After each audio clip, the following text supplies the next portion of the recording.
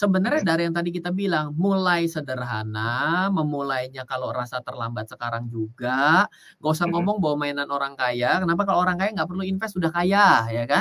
Lalu Ya. investasi tidak ada risiko itu tidak mungkin, ya kan?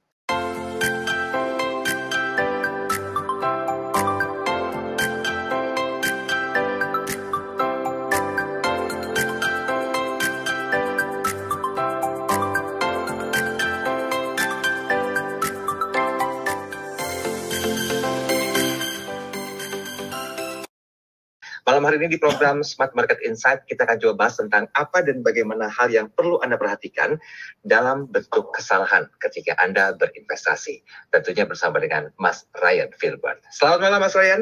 Selamat malam Mas Daryl, selamat malam kepada Smart Listeners dimanapun Anda berada. Ini wardrobe-nya apa? Wardrobe-nya. Collection. Ayo coba ditebak ini apa? Apa sih ini? Saya kurang ngerti deh. Ini tokohnya kartun, bukan kartun ya, anime Jepang ya. Bukan anime sebenarnya, superhero Jepang. Ayo. Apa tuh? Kamen Rider.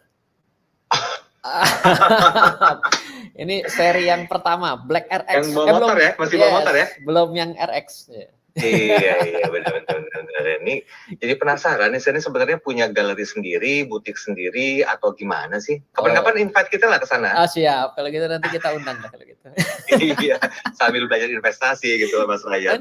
Oke, Mas Ryan, thank you waktunya malam hari ini. Ya. Ini kita bicara masalah tips anti gagal investasi. Sebaiknya hindari 7 kesalahan berinvestasi. 7 sih yang kita minta ya, tapi kalau misalnya mau lebih juga boleh, ya kurang jangan sampai gitu. Siap. Sebenarnya 7 betul. Ada 7 yang menarik yang bisa kita bahas pada malam hari ini. Kalau 100 nggak selesai. Iya, 2 edisi dong itu juga ya. Satu hari tapi ya 2 edisinya, jadi 2 hari ya.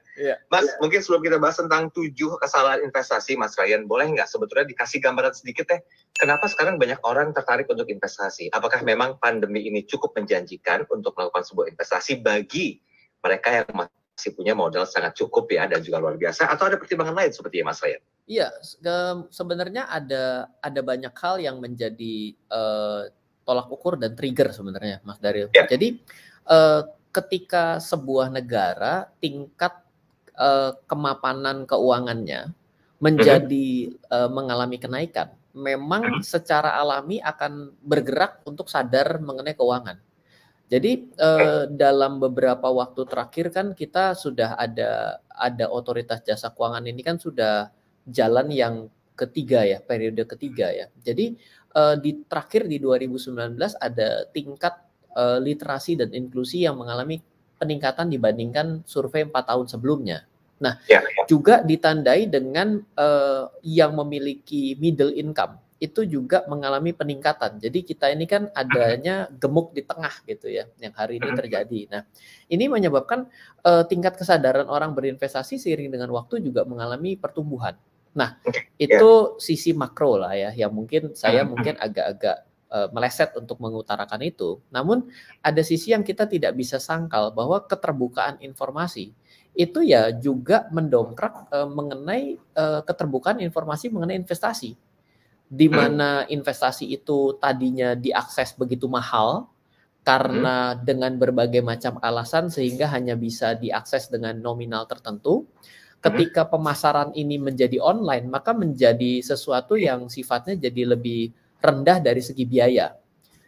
Jadi sebenarnya mahalnya produk-produk yang ada itu kan karena masalah distribusi ya, mengenai barang dan jasa. Nah, sama dengan investasi itu juga karena hari ini sudah di-online kan, maka seiring dengan waktu jadi ketemu di tengah. Produknya ini menjadi lebih terjangkau, tingkat pengetahuannya meningkat, ya sehingga orang jadi banyak yang mau berinvestasi. Plus pandemi, orang jadi lebih banyak waktu untuk berpikir apa sih yang belum diselesaikan dalam hidup ini? Apa sih yang harus selama ini saya rapuh ya? Makanya orang ketika terjadi pandemi kemarin, Bursa Efek Indonesia juga mencatatkan kenaikan daripada pertumbuhan jumlah investor terbesar secara growth dan juga secara total kan, seperti itu. Wow, berarti sebetulnya mahal atau tidaknya itu make sense nggak kalau tergantung bagaimana kita menyikapinya, Mas Ryan? Iya, kadang orang itu menjadi terasa murah dan mahal karena perspektif loh. Ada ketika kita melihat handphone yang kita anggap mahal, Begitu kita lihat dari fiturnya, kita lihat dari golongan orang yang menggunakannya, ketika bagaimana, kita jadi bilang handphone itu murah dan saya perlu punya. Ya. Jadi kan perspektif dan persepsi kan. Nah, jadi sebenarnya kalau dibilang yang namanya investasi adalah suatu hal yang mahal, ya akan mahal kalau Anda merasa nggak perlu. Tapi ketika Anda merasa perlu, Anda akan merasa bahwa mahal atau murah akan nggak peduli. Sama seperti orang yang ada di rumah sakit dan dia butuh sekali pengobatan. Itu sudah tidak ada kata mahal dan murah lagi. Kalau perlu, bagaimanapun caranya akan dipenuhi. Ya, investasi juga sebenarnya salah satu kesalahannya ya sebenarnya itu yang menjadi perspektif yang perlu kita betulin. Baik, jangan dibocorin dulu atuh, nanti aja. Nggak boleh. Berarti harus cari 7 lainnya ya, Mas Ryan ya. Oke, kita break dulu deh kalau begitu, nanti kita sambung lagi di sesi yang berikutnya. Mas Ryan, saya nggak mau lama-lama karena 7 ini harus detail sekali penjelasannya. Jadi silakan, go Kamen Rider. Ya, Kamen Rider siap. Oke, baik. Oke, Mas Ariel. Jadi pertama yang ingin saya sampaikan adalah kalau misalnya kita mau anti gagal, sebenarnya kita harusnya memulai lebih awal. Jadi ada pemahaman orang itu bahwa kalau dia mulai di usia berapapun sebenarnya menurut saya adalah itu selalu dimulai dari usia 0. Jadi sedini kita mulai, kita pastilah di dalam industri keuangan, ketika di saham, di emas, di properti, itu pasti akan ada masa-masa yang turun dan masa-masa yang naik. Nah, yang paling diuji kesabarannya adalah ketika kita berada masuk pada saat lagi di atas dan ternyata kita punya, itu kan kita tiba-tiba merasakan penurunan ya. Nah, jadi pada saat itulah kita akan merasa bahwa kenapa saya baru mulai sekarang ya? Tapi akan ada selalu masa naik selanjutnya. Jadi yang paling baik adalah seketika kita sadar bahwa wah ini adalah waktu yang saya ngerasa terlambat dan biasanya orang selalu begitu. Itu jangan dibalik begini, ya udah deh saya belajar dulu deh karena saya takut rugi. Lebih baik dilakukan paralel. Mulailah apa sih? Membuka rekening. Apa sih? Ternyata saya mesti mulai memiliki rekening tuh bukannya rekening investasi saja, tapi rekening pelengkap apa yang tidak saya punya, seperti itu. Jadi jangan lagi kalau sudah tahu pada saat ini terasa terlambat, orang selalu mengatakan ya udah deh kalau gitu saya start untuk belajar. Nanti kita belajar dulu deh sampai bisa. Karena saya sendiri di dalam pengalaman saya berinvestasi itu kan saya hari ini sudah 18 tahun ya. Saya juga merasa selalu aduh kok saya masih ada yang kurang ya. Waduh kok ternyata saya terlambat ya. Itu pun ada kata terlambatnya gitu. Jadi nggak bisa dengan statement seperti itu. Nanti Anda akan di kemudian akan merasa gagal lagi. Seperti itu. Oke, berarti yang pertama kesalahannya adalah memulai lebih awal. Memulai lebih awal itu harus lebih dilakukan. Jangan memulai terlambat. Oke, jangan memulai terlambat. Baik. Ya. Yang kedua, Mas. Yang kedua itu ada pemahaman bahwa wah, kalau saya ini uangnya pas-pasan ya, saya ini berarti akan cenderung lebih rugi dibandingkan yang uangnya sudah banyak. Karena investasi itu adalah mainan orang kaya. Ada pemahaman bahwa investasi itu mainan orang kaya, sehingga kalau orang kaya lah yang invest. Nah, ini adalah pemahaman yang keliru. Kenapa? Karena ketika orang kaya, menurut Anda apakah orang kaya itu kalau investasi tidak bisa gagal? Bisa gagal. Bisa. Tapi masalahnya adalah karena dia uangnya banyak sekali. Maka dia tidak merasakan kegagalan itu sendiri. Iya dong, kalau dia punya 10 investasi ya kan, ternyata dari 10 yang dia beli ada 5 yang turun. Yang 5 yang naik. Ternyata 5 yang naik itu menutupi yang turun gitu ya. Lah iya, kenapa bisa seperti itu? Karena dia punya uang yang banyak. Nah, justru dengan kita ini berinvestasi dari awal, lalu juga kita berpikir bahwa ini adalah karena kita ini perlu investasi untuk masa depan, maka sebenarnya kita yang lebih perlu dibandingkan mereka. Kenapa? Karena ketika orang tidak berinvestasi, sebenarnya saya selalu bilang ya bahwa investasi itu adalah untuk masa depan. Mereka yang sudah kaya itu sebenarnya masa depannya sudah pasti ada. Kenapa? Karena sudah pasti ada uangnya gitu. Sedangkan kalau kita tidak berinvestasi, kita masa depan kita mau pakai apa bayarnya? Pakai uang anak-anak kita. Berarti nanti terjebak pada dalam sandwich generation. Dan akhirnya kita jadi menjadikan orang di sekitar kita ATM. Nah, pemahaman seperti ini kadang-kadang terbalik justru. Ya kalau saya ini uangnya pas ya, berarti saya tunggu dulu lah sampai saya sedikit punya. Lalu sedikit punya kena nomor 1 aturannya, mau mulai terlambat. Jadi 1 dan 2 ini akan saling meniadakan gitu loh. Oke, baik. Mulai lebih awal dan uang pas-pasan karena stigma yang berbeda adalah investasi ini adalah main orang kaya ya. Stigma yang salah justru. Investasi orang adalah mainan orang kaya adalah salah. Sebenarnya kita ini justru yang pas-pasan yang harus lebih care terhadap investasi. Kenapa? Mereka uangnya banyak. Kalau mereka salah, mereka nggak apa-apa. Mereka terlambat, mereka akan mulai lebih banyak. Misal gini, saya orang kaya. Saya lihat satu daerah. Ya. Saya mulai terlambat. Gampang saya untuk ngejar itu. Saya beli lebih banyak. Iya dong. Saya mulai ternyata terlambat 10 tahun dari Mas Daryl memulai investasi di emas. Saya ternyata dimulai dari uangnya dengan kondisi emas yang sudah setengah naik. Yang saya lakukan gampang, saya tinggal beli 20 kali lebih banyak dari Mas Daryl. Kenapa? Saya orang kaya kok. Selesai ya. Selesai. Lah tapi kalau kita yang sudah mulai terlambat, nggak punya duit pula. Lah repot kan? Saya mulainya terlambat lagi. Lah terus gimana nih? Saya udah kena 2 masalah. Oke, make sense. Oke, baik. Yang ketiga, sebelum saya ke pertanyaan, udah ada yang masuk pertanyaan nih. Yang ketiga apa kira-kira? Yang ketiga, begitu kita tahu bahwa kita mulai terlambat, kita tanya investasi apa ya? Yang tidak ada resikonya. Karena apa? Karena saya sudah mulai terlambat, saya tahu saya tidak kaya, karena uang saya pas-pasan, saya akan cari yang tidak ada resikonya. Tidak ada. Ya. Gitu loh. Jadi karena kita terjebak dengan cara berpikir inilah, kita otomatis gagal lah. Coba deh kita runut deh dengan 3 combo ini. Wah, saya terlambat. Oke. Wah, saya udah terlambat dan saya harus memulai. Begitu saya memulai, karena saya tidak kaya, tapi saya terpaksa harus memulai, saya mau cari yang aman dong, yang tidak ada resikonya. Nggak ada. Yang tidak ada resikonya adalah tempat penipuan. Yang resikonya kecil, untungnya kecil. Ketika untungnya kecil, tidak bisa mengejar ketertinggalan saya. Betul. Nah, udah jadi bulat nih 3 ini. Membuat kita terjebak dalam kegagalan yang sudah dimulai sebenarnya. Oke, ini masalah investasi ternyata memang seperti yang saya sampaikan tadi di awal ya Mas Ryan, semakin menggoda banyak sekali orang untuk berinvestasi karena memang dilansir katanya berinvestasi itu menguntungkan. Yuk, kita coba yang pertama nih, sebentar tadi mana sih ada Mas Tono. Kalau Mas Tono bilang begini ya, Mas Ryan, saya sih berinvestasinya sudah 10 tahun ada di dunia properti. Bahkan sekarang mau rencana nambah lagi Mas Ryan. Cuma agak-agak ngeri, kendalanya cuma satu. Karena mengelola sendiri, otomatis harus door to door menanyakan tentang bagaimana untuk pembayarannya. Maklum saja, saya mengonsepkan setiap bulan agar ada pemasukan. Yang ingin saya tanyakan Mas Ryan, bagaimana bentuk kesalahan investasi di bidang properti? Oke, terima kasih. Sebenarnya dengan udah 10 tahun itu jangan ditanya lagi, pasti punya kemampuan menilai properti murah dan mahal. Mas Tono ini udah jago sekali. Pasti karena 10 tahun tuh radarnya udah bagus gitu. Tiap belokan dia hafal.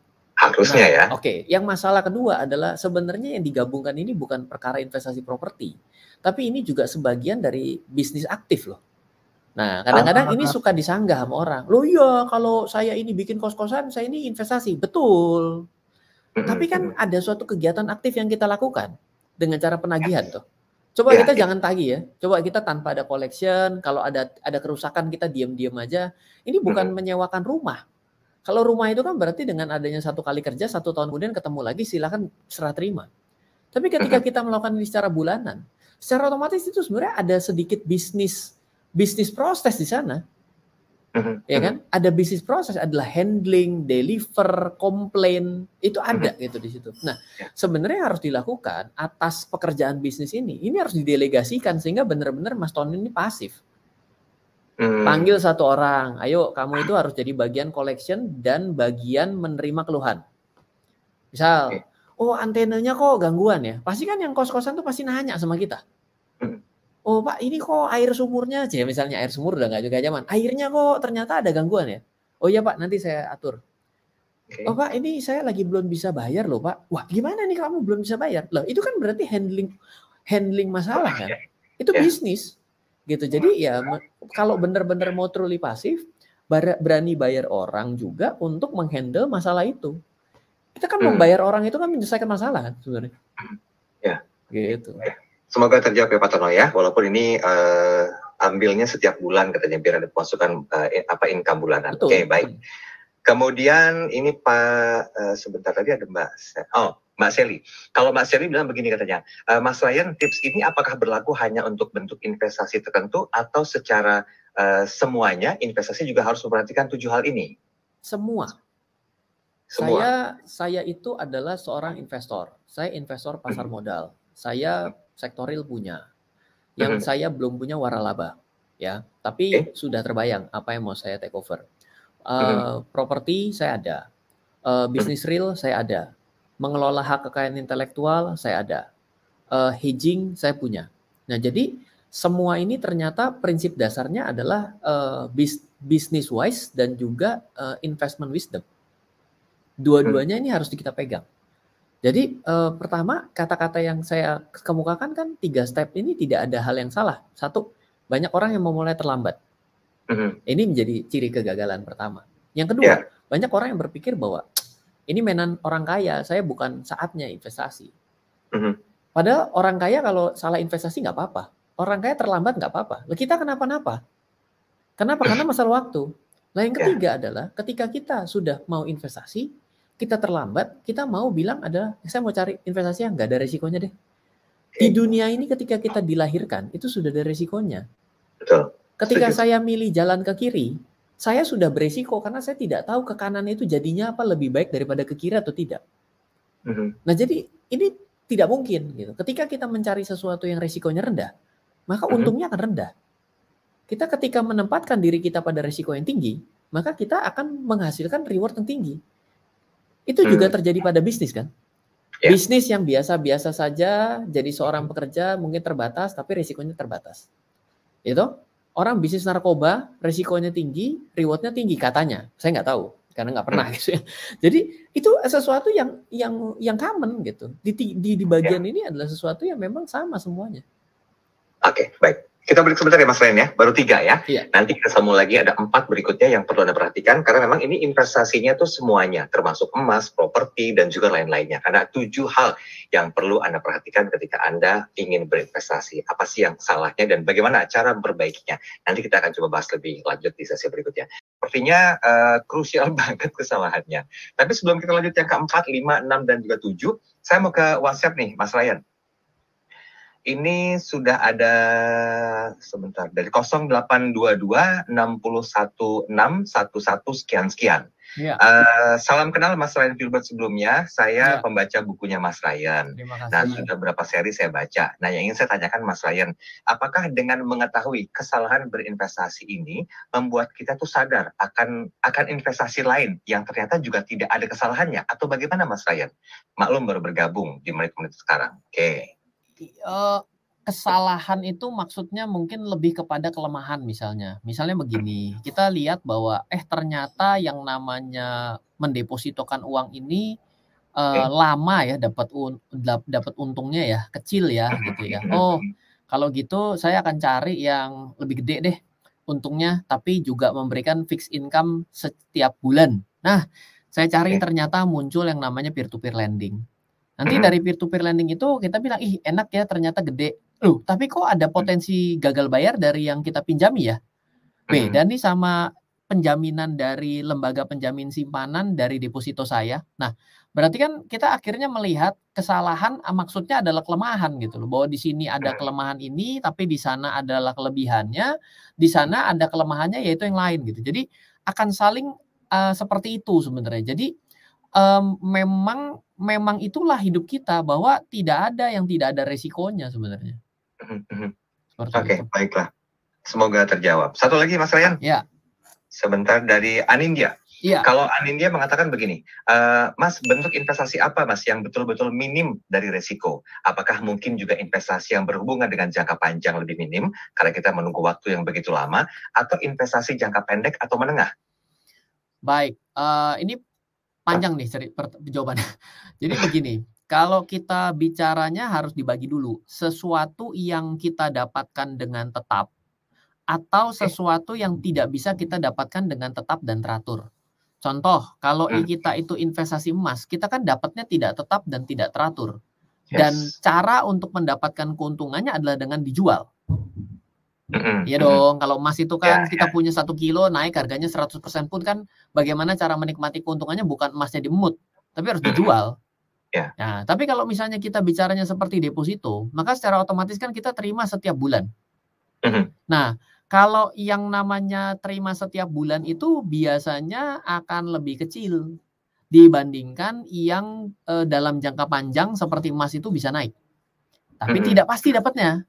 Ini berhubungan dengan jawaban yang sebelumnya ya, ada kelemahan dan kelebihan dari satu dengan yang lain. Kalau yang minim resikonya ya yang kecil-kecil untungnya. Gitu. Semakin gede pasti semakin risiko. Nah, patokannya itu ya. Di situ ya, kita di situ nih. Di barang-barang yang menghasilkan keuntungan dengan pasti setiap bulan, misalnya deposito Bank Nasional kalah gede bunganya dengan deposito Bank BPR. Tapi resikonya lebih gede BPR daripada Bank Nasional.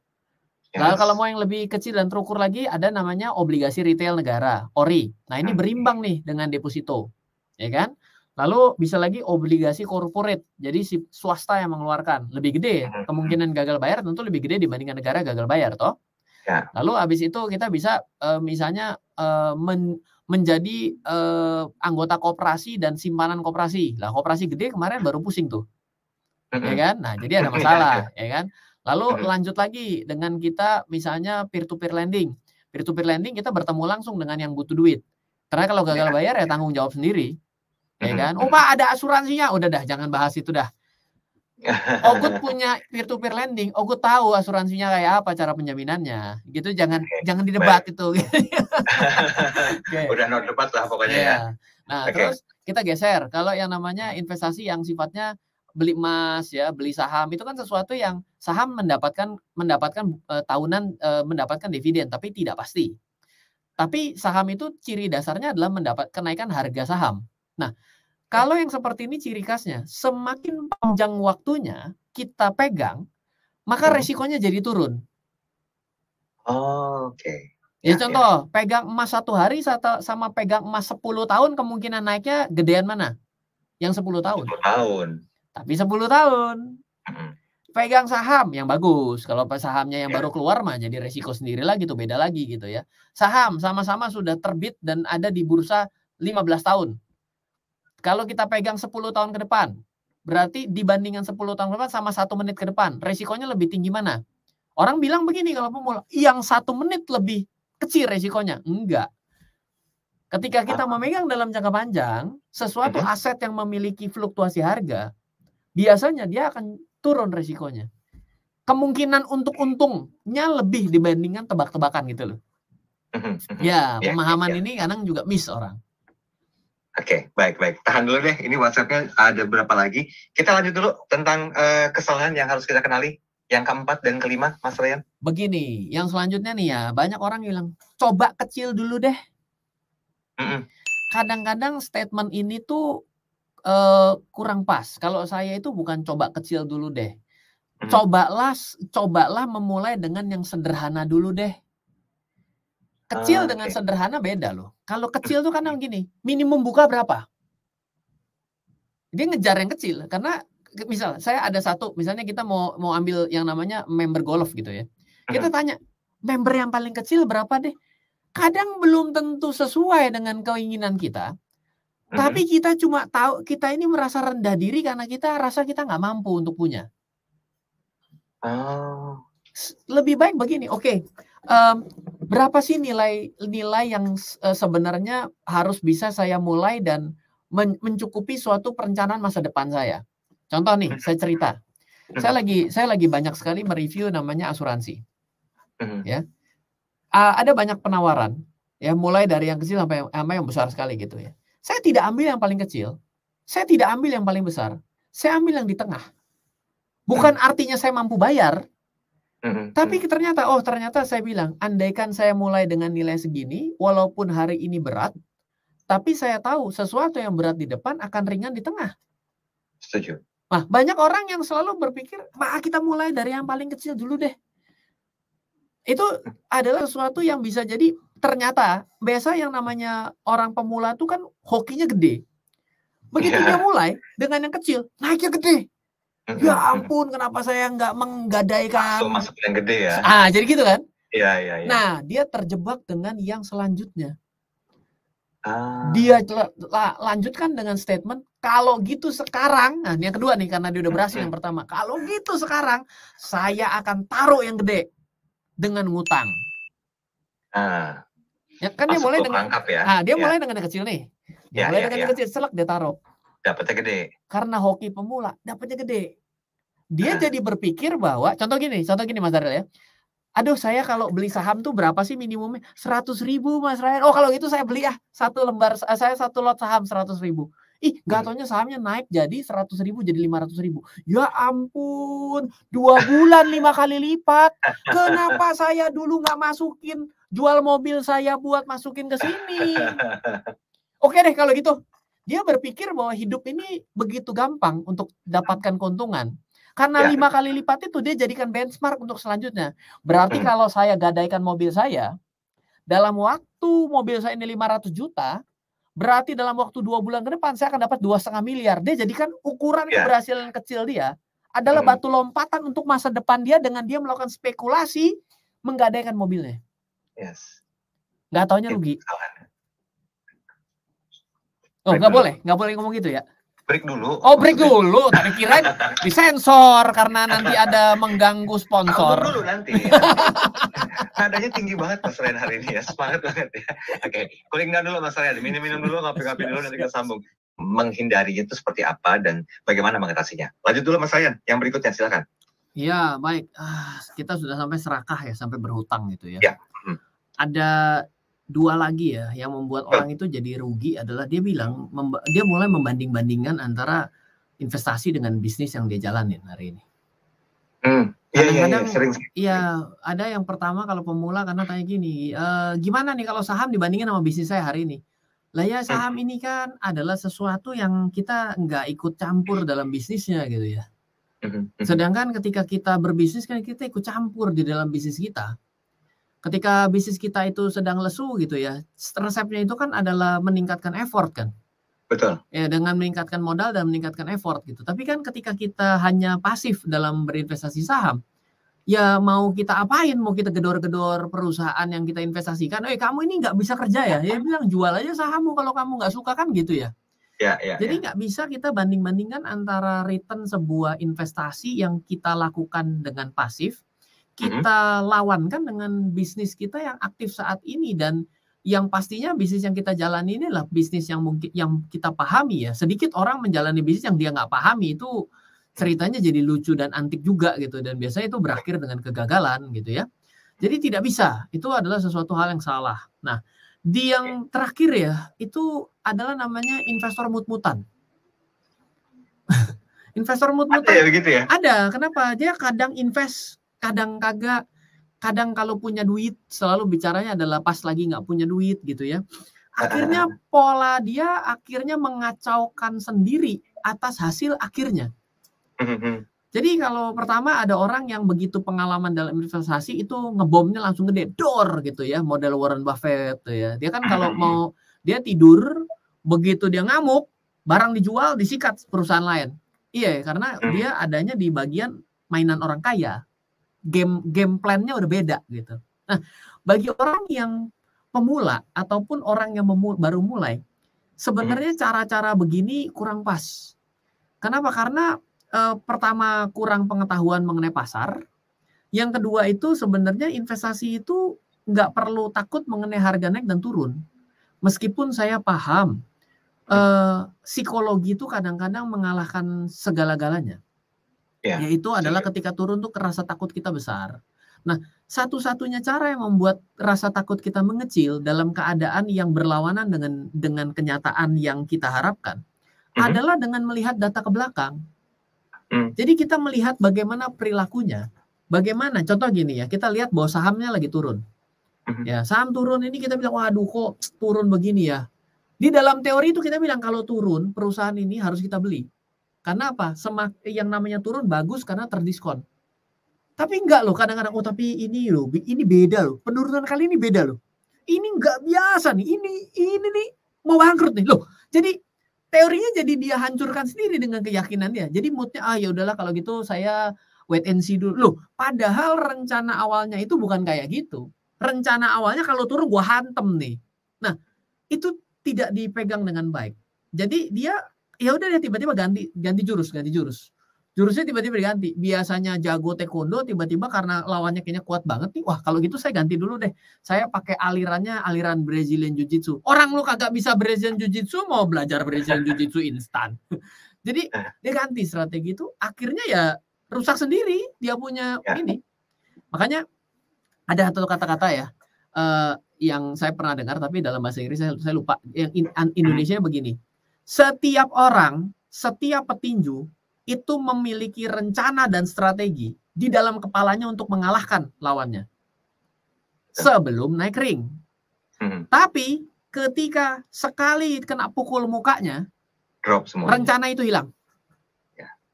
Jadi sebenarnya yang mampu mengalahkan adalah yang tetap stay pada rencana sebelum dia naik ring.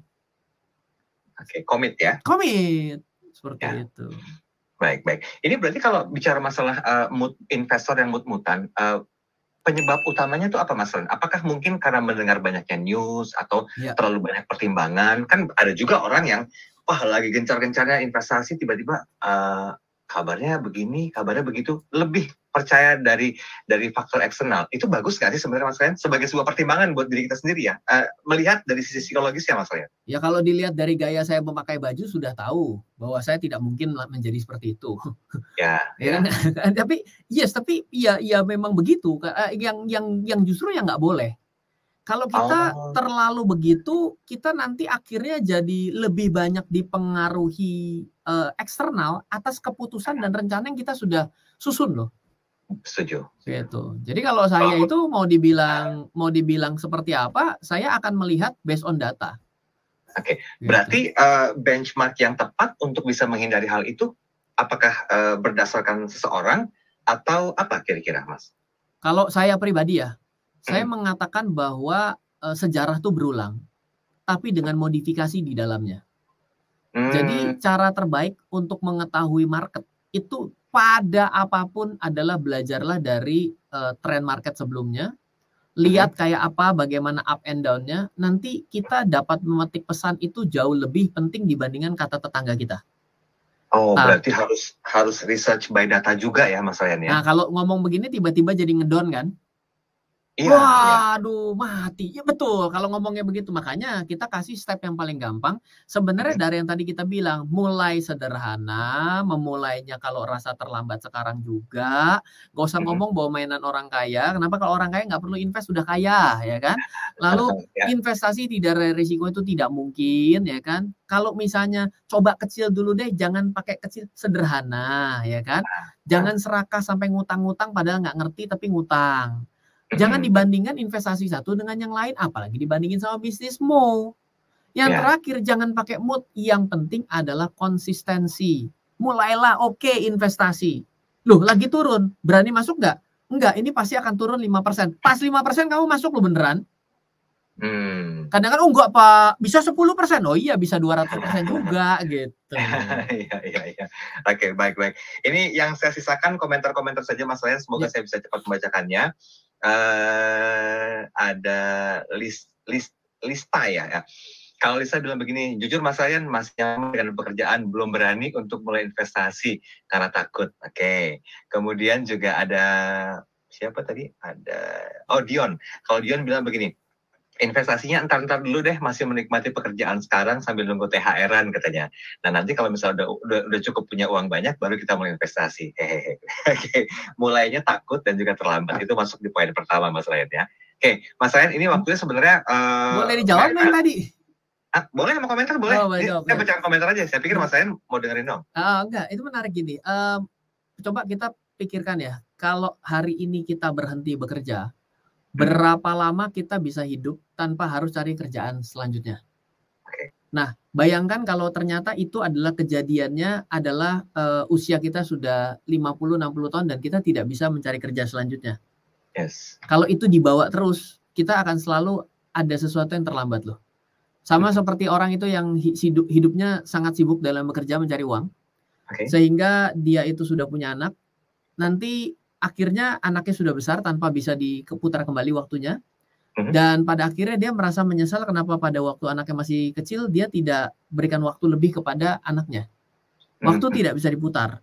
Dan nanti dia akan merasakan itu ketika menjadi lebih tua, anaknya juga tidak punya waktu buat dia. Dan akhirnya itu akan terjadi sesuatu yang berulang, hidup ini akan berulang dengan sejarahnya, dengan ada modifikasinya. Jadi statement seperti itu tidak salah, karena hidup adalah pilihan bagaimana kita memberikan arti dalam hidup kita. Namun berpikirlah aktif to pasif. Kalau kita tidak pernah membuat uang datang kepada kita waktu kita tidur, maka sampai mati kita pasti akan terus bekerja. Dan bagaimana caranya membuat uang bisa datang ketika tidur? Jalannya adalah dengan memiliki investasi dan bisnis yang automatic pilot. Automatic pilot is investment. Automatic pilot is investment. Oke, Mas, 1 menit saja kita ambil konklusi singkat saja. Lah tadi sudah habis tuh penutupnya. Udah, itu aja, yakin nih. Udah itu aja dong. Kamu nambah ya. Oke, baik. Biar gimana pun juga dari 7 ini bukan sebagai sebuah hal yang menakutkan, tapi memang dari apa yang disampaikan Mas Ryan, mungkin banyak orang melakukan hal ini sehingga itu menjadi sebuah pembelajaran. Ya, mulainya telat, kemudian juga persepsi orang kaya itu identik dengan investasi, tidak begitu. Nah, kalau Anda ingin tahu lebih jauh tentang 7-7-nya secara lebih detail lagi, silakan putar ulang kembali tayangan perbincangan kali ini di kanal YouTube-nya Smart FM, karena kami siapkan semua video-video, kami simpan semuanya, dan Anda boleh share juga untuk membagikan video ini sebagai sebuah bentuk edukasi yang sudah kami siapkan. Mas Ryan, thank you malam hari ini, sukses selalu. Sama-sama. Minggu depan kita ketemu lagi. Siap. Dan dress code-nya nanti kita pikirkan. Ultraman boleh? Oh, boleh. Terima kasih Mas Ryan, salam untuk keluarga semua di rumah dan sehat-sehat selalu, dan seperti itu terima kasih banyak. Sampai ketemu lagi di perbincangan program Smart Market Insight di hari Rabu pekan depan. Saya Daniel Adam, selamat malam, selamat melanjutkan aktivitas dan sampai jumpa. Halo, terima kasih sudah menyaksikan video di RF Channel on YouTube. RF Channel adalah channel edukasi untuk kita secara bersama-sama belajar dan mendapatkan aktualisasi mengenai investasi, keuangan, dan bisnis bersama saya, Ryan Filbert, dan tim. Add nomor WhatsApp saya di 0895 07 08 0789 0895 07 08 0789. Download aplikasi MyRF di Android atau iOS untuk mendapatkan artikel dan tema-tema khusus mengenai edukasi investasi, keuangan, dan bisnis pada aplikasi MyRF sekarang juga. Setiap bulan, saya bersama dengan tim memiliki kelas, mulai dari belajar trading dengan analisa teknikal, yang strateginya bisa Anda terapkan pada seluruh market, mulai dari saham, forex, hingga cryptocurrency, atau kelas investasi saham bernama Fundamental Camp. Untuk mengetahui kelas lainnya dan bertanya mengenai kelas, hubungi tim sekarang juga di 0852 882 6187. Sekali lagi, 0852 882 6187. Semoga terus bermanfaat. Dari saya Ryan Filbert, salam investasi untuk Indonesia.